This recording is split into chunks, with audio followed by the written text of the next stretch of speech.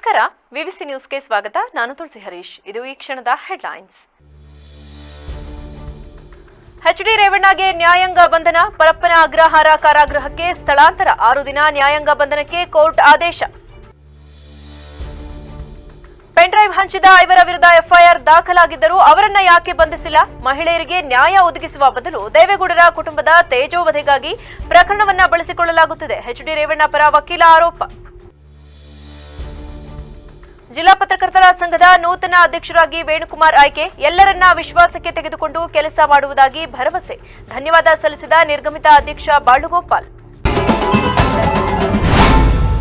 ಮಾಜಿ ಸಚಿವ ಎಚ್ಡಿ ರೇವಣ್ಣ ಜೈಲು ಪಾಲಾಗಿದ್ದಾರೆ. ಕೆಆರ್ ನಗರ ಸಂತ್ರಸ್ತೆಯ ಅಪಹರಣ ಪ್ರಕರಣದಲ್ಲಿ ರೇವಣ್ಣ ಅವರನ್ನ 6 ದಿನ ನ್ಯಾಯಾಂಗ ಬಂಧನಕ್ಕೆ ಒಪ್ಪಿಸಿ ಕೋರ್ಟ್ ಆದೇಶ ಪ್ರಕಟಿಸಿದೆ. ರೇವಣ್ಣ ಸಲ್ಲಿಸಿದ ಜಾಮೀನು ಅರ್ಜಿಯ ವಿಚಾರಣೆ ಇಂದು 17ನೇ ಎಸಿಎಂಎಂ ಕೋರ್ಟ್ನಲ್ಲಿ ನಡೆಯಿತು. ಎಸ್ಐಟಿ ಪರವಾದ ಜಗದೀಶ್ ವಾದ ಮಂಡಿಸಿ, ಎಸ್ಐಟಿ ಕಸ್ಟಡಿಯ ವೇಳೆ ರೇವಣ್ಣ ಉತ್ತರ ನೀಡಲಿಲ್ಲ, ತನಿಖೆಗೆ ಸಹಕಾರವನ್ನ ನೀಡಲ್ಲ. ಪ್ರಕರಣದ ತನಿಖೆ ಇನ್ನೂ ಮುಂದುವರೆದಿದೆ. ಪ್ರಕರಣದ ಪ್ರಮುಖ ಆರೋಪಿ ನಮಗೆ ಇನ್ನೂ ಸಿಕ್ಕಿಲ್ಲ. ತನಿಖಾಧಿಕಾರಿ ಕೇಳಿದ ಪ್ರಶ್ನೆಗಳಿಗೆ ರೇವಣ್ಣ ಸರಿಯಾದ ಉತ್ತರ ನೀಡಿಲ್ಲ, ಬರೀ ನಕಾರಾತ್ಮಕ ಉತ್ತರ ನೀಡಿದ್ದಾರೆ. ದೂರುದಾರರ ದೂರಿನಲ್ಲಿ ಪ್ರಾಣ ಬೆದರಿಕೆ ಆರೋಪವಿದೆ. ಕೋರ್ಟ್ನಲ್ಲಿ ಸಾಕ್ಷಿ ಇಲ್ಲ ಎಂದು ಈಗಲೇ ಹೇಳಲು ಸಾಧ್ಯವಿಲ್ಲ. ಹೀಗಾಗಿ ಜಾಮೀನು ನೀಡಬಾರದು ಎಂದು ಮನವಿ ಮಾಡಿದರು. ಈ ವೇಳೆ ಕೋರ್ಟ್ಗೆ ಹಾಜರಾಗಿದ್ದ ರೇವಣ್ಣ 3 ದಿನದಿಂದ ವಿಚಾರಣೆ ನಡೆಸುತ್ತಿದ್ದಾರೆ. ಅನಾರೋಗ್ಯ ಇದ್ದರೂ ವಿಚಾರಣೆಗೆ ಸಹಕರಿಸಿದ್ದೇನೆ. ನನಗೆ ಎಷ್ಟು ಸಾಧ್ಯವೋ ಅಷ್ಟು ಸಹಕಾರ ನೀಡಿದ್ದೇನೆ. 3 ರಾತ್ರಿ ನಿದ್ದೆ ಮಾಡಲು ಬಿಟ್ಟಿಲ್ಲ. ನನ್ನ ತಂದೆಯ ಮನೆಯಲ್ಲಿ ಇದ್ದೆ. ನನಗೆ ಈ ಕೇಸ್ ಬಗ್ಗೆ ಏನು ಗೊತ್ತಿಲ್ಲ. ನನಗೆ ಚಿಕಿತ್ಸೆಯ ಅವಶ್ಯಕತೆ ಇದೆ ಎಂದು ನ್ಯಾಯಾಧೀಶರಲ್ಲಿ ಮನವಿ ಮಾಡಿದರು. ರೇವಣ್ಣ ಮನವಿಗೆ ಸ್ಪಂದಿಸಿದ ಕೋರ್ಟ್ ಮೇ 14ರವರೆಗೆ ನ್ಯಾಯಾಂಗ ಬಂಧನ ವಿಧಿಸಿತು. ಈ ಆದೇಶದ ಅನ್ವಯ 6 ದಿನ ರೇವಣ್ಣ ಪರಪ್ಪನ ಅಗ್ರಹಾರದಲ್ಲಿ ಇರಬೇಕಾಗುತ್ತದೆ. ರೇವಣ್ಣ ವಿಚಾರದಲ್ಲಿ ಮಾತ್ರ ಹೋರಾಟ ಮಾಡ್ತೀನಿ, ಪ್ರಜ್ವಲ್ ರೇವಣ್ಣ ಬಗ್ಗೆ ಅಲ್ಲ ಎಂದು ಮಾಜಿ ಮುಖ್ಯಮಂತ್ರಿ ಎಚ್ಡಿ ಕುಮಾರಸ್ವಾಮಿ ತಿಳಿಸಿದರು. ಹಲಗೆ ವಡೇರಹಳ್ಳಿ ಡಿನೋಟಿಫಿಕೇಷನ್ ಆರೋಪ ಪ್ರಕರಣದಲ್ಲಿ ಜನಪ್ರತಿನಿಧಿಗಳ ವಿಶೇಷ ನ್ಯಾಯಾಲಯಕ್ಕೆ ಎಚ್ಡಿಕೆ ಹಾಜರಾಗಿದ್ದರು. ಈ ವೇಳೆ ರೇವಣ್ಣ ಪ್ರಜ್ವಲ್ ರೇವಣ್ಣ ಪ್ರಕರಣ ಬಗ್ಗೆ ಸುದ್ದಿಗಾರರೊಂದಿಗೆ ಮಾತನಾಡಿ, ಎಸ್ಐಟಿ ರಚನೆ ಆಗಿದೆ, ಗೃಹ ಸಚಿವರಿಗೆ ಪ್ರಶ್ನೆ ಮಾಡ್ತೀನಿ. ನಿಮ್ಮ ತನಿಖೆ ರೇವಣ್ಣ ಪ್ರಜ್ವಲ್ ಮೇಲೆ ಯಾಕೆ ಟಾರ್ಗೆಟ್ ಆಗಿದೆ? ವಿಡಿಯೋ ಬಿಡುಗಡೆ ಮಾಡಿದವರನ್ನ ಯಾಕೆ ತನಿಖೆ ಮಾಡ್ತಾ ಇಲ್ಲ? ಮಹಿಳಾ ಆಯೋಗ ಕೂಡ ಪತ್ರ ಬರೆದಿದೆ. ವಿಡಿಯೋ ಲೀಕ್ ಮಾಡಿದವರ ವಿರುದ್ಧ ಕ್ರಮ ಕೈಗೊಳ್ಳಿ ಅಂತ. ಆದರೆ ಇದುವರೆಗೂ ಏನು ಮಾಡಿಲ್ಲ. ಮಿಸ್ಟರ್ ಪರಮೇಶ್ವರ್ ಏನು ಮಾಡ್ತಾ ಇದ್ದಾರೆ ಎಂದು ಪ್ರಶ್ನಿಸಿದರು. 14 ವರ್ಷದ ಕೆಲಸದಲ್ಲಿ ಇದ್ದವನು ಪ್ರಜ್ವಲ್ ನಡವಳಿಕೆ ಗೊತ್ತಿದ್ರೆ ಕೆಲಸ ಬಿಡಬೇಕಿತ್ತು. ಬಂಡೆ ರಕ್ಷಣೆ ಕೊಡುತ್ತೆ ಅಂತ ಕಾರ್ತಿಕ್ ಅಂದುಕೊಂಡಿದ್ದಾನೆ. ಬಂಡೆ ಹೇಗೆ ರಕ್ಷಣೆ ಮಾಡುತ್ತೆ ಅಂತ ಕಾಯ್ತಾ ಇದ್ದಾನೆ. ರೇವಣ್ಣಗೆ ಮಾತ್ರ ನೋಟಿಸ್ ಕೊಟ್ಟಿದ್ದಾರೆ. ನವೀನ್, ಕಾರ್ತಿಕ್, ಶ್ರೇಯಸ್ಗೆ ನೋಟಿಸ್ ಕೊಟ್ಟಿಲ್ಲ. ಕುಮಾರಸ್ವಾಮಿ ಬ್ಲಾಕ್ ಮೇಲರ್ ಅಲ್ಲ. ಡಿಕೆ ಸಂಸ್ಕೃತಿ ಎಲ್ಲರಿಗೂ ಗೊತ್ತಾಗಿದೆ ಎಂದರು. ಹಾಸನ ಪೆನ್ಡ್ರೈವ್ ಪ್ರಕರಣಕ್ಕೆ ಸಂಬಂಧಿಸಿದಂತೆ ಪ್ರಜ್ವಲ್ ರೇವಣ್ಣ ಅವರ ಮಾಜಿ ಕಾರು ಚಾಲಕ ಕಾರ್ತಿಕ್ ಸೇರಿದಂತೆ 4 ಆರೋಪಿಗಳ ಜಾಮೀನು ಅರ್ಜಿ ವಜಾಗೊಳಿಸಿ ಹಾಸನ 3ನೇ ಹೆಚ್ಚುವರಿ ಜಿಲ್ಲಾ ಸತ್ರ ನ್ಯಾಯಾಲಯ ಆದೇಶ ಹೊರಡಿಸಿದೆ. ಹಾಸನದ ಅಶ್ಲೀಲ ವಿಡಿಯೋ ಪೆನ್ಡ್ರೈವ್ ಬಿಡುಗಡೆ ಆರೋಪದಡಿ ಜೆಡಿಎಸ್ ಪರ ವಕೀಲ ನೀಡಿದ ದೂರಿನ ಮೇರೆಗೆ ಸೈಬರ್ ಕ್ರೈಮ್ ಪೊಲೀಸ್ ಠಾಣೆಯಲ್ಲಿ ಪ್ರಜ್ವಲ್ ರೇವಣ್ಣ, ಮಾಜಿ ಕಾರು ಚಾಲಕ ಕಾರ್ತಿಗೌಡ, ಪುಟ್ಟರಾಜ್, ನವೀನ್, ಚೇತನ್ ವಿರುದ್ಧ ಎಫ್ಐಆರ್ ದಾಖಲಾಗಿತ್ತು. ಬಳಿಕ ಆರೋಪಿಗಳು ನಿರೀಕ್ಷಣಾ ಜಾಮೀನು ನೀಡುವಂತೆ ಕೋರಿ ಹಾಸನ 3ನೇ ಹೆಚ್ಚುವರಿ ಜಿಲ್ಲಾ ಸತ್ರ ನ್ಯಾಯಾಲಯಕ್ಕೆ ಅರ್ಜಿ ಸಲ್ಲಿಸಿದರು. ಆದರೆ ಜಾಮೀನು ಅರ್ಜಿಯನ್ನ ವಜಾಗೊಳಿಸಿ ನ್ಯಾಯಾಧೀಶರಾದ ಆನಂದ್ ಅವರು ಆದೇಶ ಹೊರಡಿಸಿದ್ದಾರೆ. ಇನ್ನು ಪೆನ್ಡ್ರೈವ್ ಹಂಚಿದ 5 ವಿರುದ್ಧ ಎಫ್ಐಆರ್ ದಾಖಲಾಗಿದ್ದರೂ ಅವರನ್ನ ಯಾಕೆ ಬಂಧಿಸಿಲ್ಲ ಎಂದು ಎಚ್ಡಿ ರೇವಣ್ಣ ಪರ ವಕೀಲ ಪ್ರಶ್ನಿಸಿದ್ದು, ಹಾಸನದ ಮಹಿಳೆ ಮಾನ ಹರಾಜಾದರೂ ಅವರ ಬಗ್ಗೆ ತನಿಖಾಧಿಕಾರಿಗಳಿಗೆ ಕಾಳಜಿ ಇಲ್ಲ. ಅವರಿಗೆ ನ್ಯಾಯ ಒದಗಿಸುವ ಬದಲು ದೇವೇಗೌಡರ ಕುಟುಂಬದ ತೇಜೋವಧೆಗಾಗಿ ಪ್ರಕರಣವನ್ನು ಬಳಸಿಕೊಳ್ಳಲಾಗುತ್ತಿದೆ. ಸುಮಾರು 1 ಲಕ್ಷದಷ್ಟು ಪೆನ್ಡ್ರೈವ್ಗಳನ್ನು ಲೀಕ್ ಮಾಡಿದ 5 ವಿರುದ್ಧ ಹಾಸನದ ಸೈಬರ್ ಪೊಲೀಸ್ ವಿಂಗ್ನಲ್ಲಿ ಪ್ರಕರಣ ದಾಖಲಾಗಿ 15 ದಿನ ಕಳೆದರೂ ಅವರನ್ನ ಇದುವರೆಗೆ ಬಂಧಿಸಿಲ್ಲ. ಎಫ್ಐಆರ್ನಲ್ಲಿ ಇರುವ ಹೆಸರುಗಳು ಜಿಲ್ಲಾ ಬಿಜೆಪಿ ಮುಖಂಡ ಮತ್ತು ಕ್ವಾಲಿಟಿ ಬಾರ್ ಮಾಲೀಕ ಶರತ್, ಕಾರ್ತಿಕ್, ವಿಡಿಯೋಗಳನ್ನು ಲೀಕ್ ಮಾಡುವ ಹಿಂದಿನ ಕಿಂಗ್ ಪಿನ್ ನವೀನ್ ಗೌಡ, ಪುಟ್ಟರಾಜು ಮತ್ತು ಚೇತನ್ ಎಂದು ವಕೀಲರು ಹೇಳಿದರು. ಇವರನ್ನ ಬಂಧಿಸಿ ವಿಚಾರಣೆಗೊಳಪಡಿಸಿದ್ದೇ ಹೊರತು ತನಿಖೆ ಪೂರ್ತಿಯಾಗುವುದಿಲ್ಲ ಎಂದರು.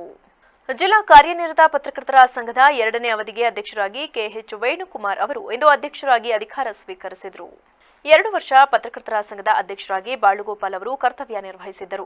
ಈ ಹಿಂದಿನ ಒಪ್ಪಂದದಂತೆ ಇಂದು ಪತ್ರಕರ್ತರ ಭವನದಲ್ಲಿ ನಡೆದ ಕಾರ್ಯಕಾರಿ ಸಮಿತಿ ಸಭೆಯಲ್ಲಿ ವೇಣುಕುಮಾರ್ ಅವರಿಗೆ 2ನೇ ಅವಧಿಗೆ ಅಧ್ಯಕ್ಷ ಸ್ಥಾನವನ್ನು ಬಿಟ್ಟುಕೊಟ್ಟರು.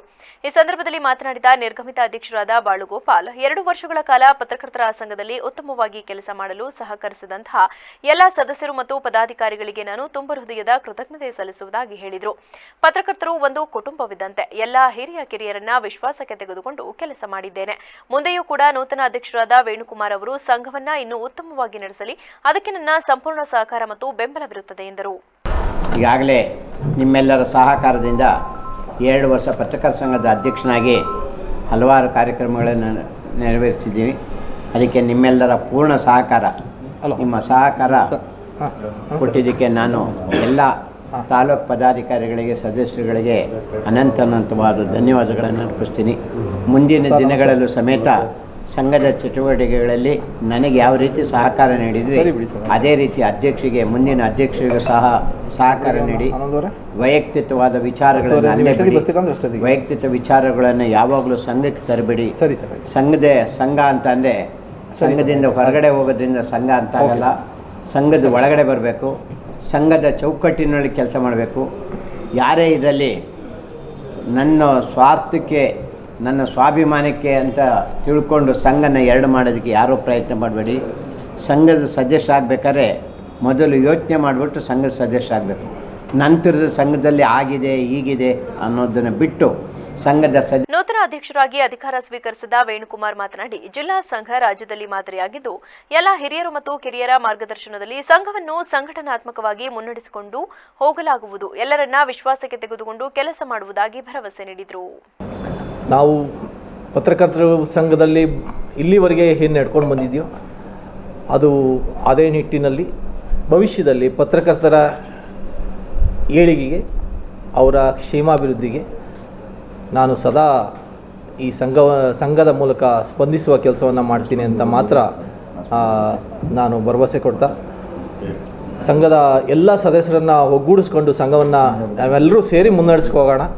ಇಲ್ಲಿ ಯಾರೂ ಮೇಲೂ ಯಾರೂ ಕೀಳು ಅನ್ನೋದಂತಲ್ಲ, ಪ್ರತಿಯೊಬ್ಬರೂ ಸೇರಿ ಎಲ್ಲರ ಸಲಹೆ ಸಹಕಾರಗಳ ಜೊತೆ ಎಲ್ಲರೂ ಒಗ್ಗೂಡಿ ಈ ಸಂಘವನ್ನು ನಡೆಸೋಣ ಅಂತ ಹೇಳ್ತಾ, ಮುಂದಿನ ದಿನಗಳಲ್ಲಿ ಏನೇನಾಗಬೇಕು ಅದು ಮುಂದೆ ಆಗ್ತಾ ಹೋಗುತ್ತೆ ಅಂತ ಹೇಳ್ತಾ ನನ್ನ ಮಾತನ್ನು ಮುಗಿಸ್ತೀನಿ.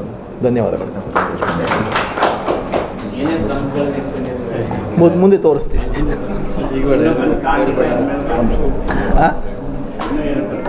ಅದೇ ಬಂದ್ಬಿಟ್ರಲ್ಲ.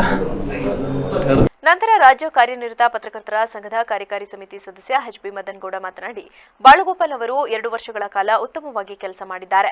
ಕೊಟ್ಟ ಮಾತಿನಂತೆ ಇಂದು ಅಧಿಕಾರವನ್ನು ಹಸ್ತಾಂತರಿಸಿದ್ದಾರೆ. ಅವರಿಗೆ ತುಂಬ ಹೃದಯದ ಅಭಿನಂದನೆಗಳು ಮತ್ತು ನೂತನವಾಗಿ ಆಯ್ಕೆಯಾಗಿರುವ ವೇಣುಕುಮಾರ್ ಅವರು ಸಂಘದಲ್ಲಿ ವಿನೂತನ ಕಾರ್ಯಕ್ರಮಗಳನ್ನು ಮಾಡುವ ಮೂಲಕ ತಮ್ಮ ಸಂಘದ ಏಳಿಗೆಗೆ ಶ್ರಮಿಸಬೇಕು ಎಂದು ಕಿವಿಮಾತು ಹೇಳಿದರು.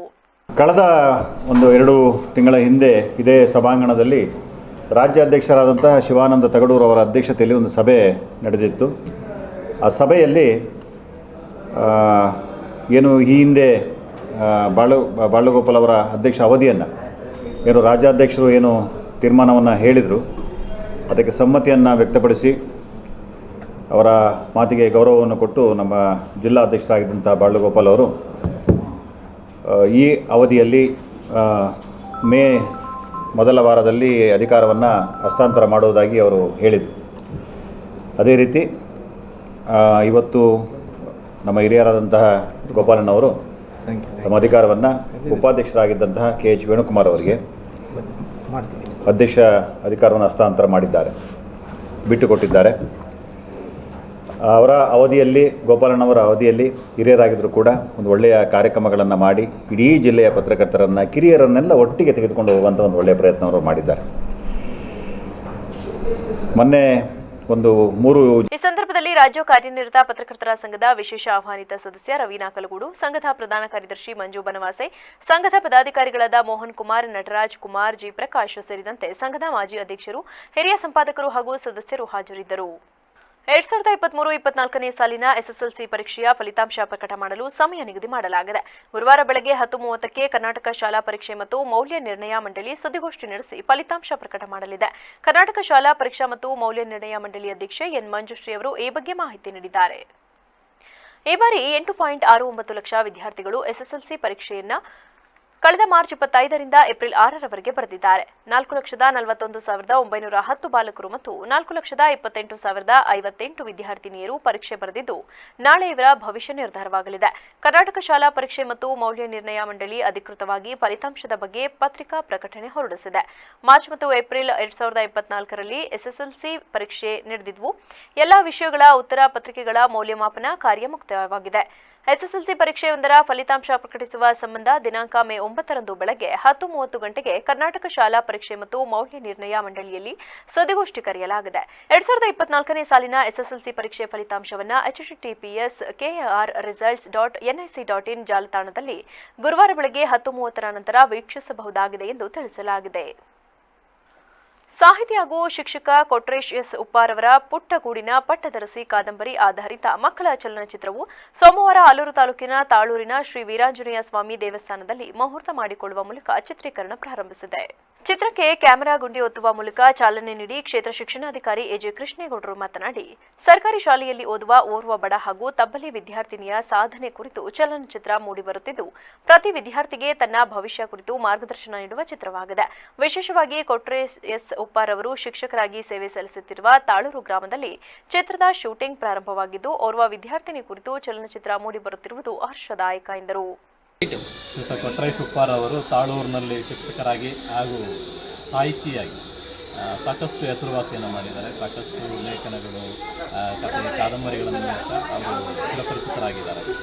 ಅವರೊಂದು ಕಾದಂಬರಿ, ಒಂದು ಸಾಮಾಜಿಕ ಸ್ಪಂದನೆಯ ಒಂದು ಸರ್ಕಾರಿ ಶಾಲೆಯ ವಿದ್ಯಾರ್ಥಿಗೆ ಸಂಬಂಧಪಟ್ಟಂಥ ಕಾದಂಬರಿ ಇಂದು ಚಿತ್ರವಾಗಿ ಹೊರಬರ್ತಾ ಇದೆ. ಆ ಚಿತ್ರ ಸಂಪೂರ್ಣ ಯಶಸ್ವಿಯಾಗಲಿ, ನಮ್ಮ ಸರ್ಕಾರಿ ಶಾಲೆ ಮತ್ತು ಎಲ್ಲ ಮಕ್ಕಳಿಗೆ ಒಂದು ದಾರಿದೀಪವಾಗಿ ಮುಂದೆ ಬರಲಿ, ಒಂದು ಸಾಮಾಜಿಕ ಸ್ಪಂದನೆಯನ್ನು ಉಂಟು ಮಾಡುವಂತಹ ಚಿತ್ರವಾಗಿ ಹೊರಬರಲಿ ಅಂತ ನಾನು ಎಲ್ಲ ಪರವಾಗಿ ಹಾರೈಸಿದೆ. ಈ ಸಂದರ್ಭದಲ್ಲಿ ಮಹಾಲಕ್ಷ್ಮಿ ಥಿಯೇಟರ್ ಮಾಲೀಕ ಹಾಗೂ ನಿರ್ಮಾಪಕ ಲಕ್ಷ್ಮೀಕುಮಾರ್, ಯುವ ನಿರ್ದೇಶಕ ಅರುಣ್ ಕುಮಾರ್ ಕರಡಿಗಾಲ, ಗೌರವಾಧ್ಯಕ್ಷ ಚಿಕ್ಕೇಗೌಡ, ಊರಿನ ಮುಖಂಡರಾದ Mohan Kumar, Dharma, TE, GK Venkatesh, lawyer Manjunath, Harish, Mohan, Dinesh, Puneeth, Lohith, Mahesh, Chethan, Pradeep, Chandan, Yogesh, TH Manjaiah, Iraiah ಸೇರಿದಂತೆ ಹಲವು ಗಣ್ಯರು ಉಪಸ್ಥಿತರಿದ್ದರು. ಪಟ್ಟಣದ ಧನಲಕ್ಷ್ಮಿ ಚಿತ್ರಮಂದಿರದ ಬಳಿ ಹಾಡ್ ಹಗಲೇ ನಡೆದು ಇಡೀ ತಾಲೂಕನ್ನೇ ಬೆಚ್ಚಿ ಬೀಳಿಸಿದ್ದ ಹೊನ್ನಮಾರನಹಳ್ಳಿಯ ಮಾಸ್ತಿಗೌಡ ಅಲಿಯಾಸ್ ಮಾಸ್ತಿ ಕೊಲೆ ಪ್ರಕರಣದ ಒಟ್ಟು 11 ಆರೋಪಿಗಳ ಪೈಕಿ A1 ಆರೋಪಿ ಯಾಚನೆಹಳ್ಳಿ ಚೇತು ಸೇರಿದಂತೆ 9 ಮಂದಿಗೆ ಜೀವಾವಧಿ ಶಿಕ್ಷೆಯಾಗಿದೆ. ಕೊಲೆಯಾದ ಮಾಸ್ತಿಗೌಡ ಗಂಭೀರ ಪ್ರಕರಣದ ವಿಚಾರಣೆ ನಡೆಸಿದ ಪಟ್ಟಣದ 4ನೇ ಜಿಲ್ಲಾ ಸತ್ರ ನ್ಯಾಯಾಲಯ ಜೀವಾವಧಿ ಶಿಕ್ಷೆ ವಿಧಿಸಿ ತೀರ್ಪು ಪ್ರಕಟಿಸಿದೆ.